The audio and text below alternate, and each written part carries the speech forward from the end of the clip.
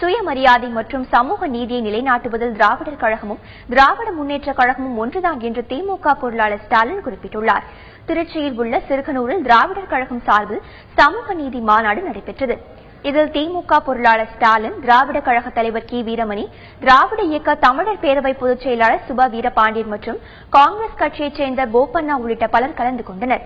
மாநாட்டில் பங்கேற்று உரையாற்றிய திமுக பொருளாளர் மு க ஸ்டாலின், திமுக ஆட்சியில் சமத்துவத்தை நிலைநாட்ட தந்தை பெரியார் பெயரில் சமத்துவபுரங்கள் அமைக்கப்பட்டதாக குறிப்பிட்டார்.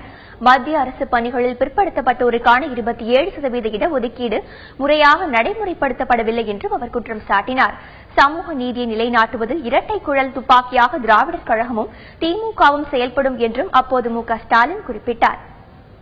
திராவிடர் கழகமும் திராவிட முன்னேற்ற கழகமும் இந்த தமிழக மக்களுக்காக என்றைக்கும் இரட்டை குழல் துப்பாக்கிகளாக இருக்கும், செயல்படும் என்ற அந்த உறுதியோடு இன்றைக்கு நம்முடைய கடமை ஆற்றிக் கொண்டிருக்கிறோம். சமத்துவத்தையும் சகோதரத்தையும் பேணி காத்திட வேண்டும் என்ற அடிப்படையில் தான் 140 இடங்களில் இதே தமிழகத்தில் தந்தை பெரியார் பெயரிலே சமத்துவ அமைக்கி தந்த ஆட்சிதான் கலைஞர் தலைமையில் இருந்து திராவிட முன்னேற்ற கழகத்தினுடைய ஆட்சி.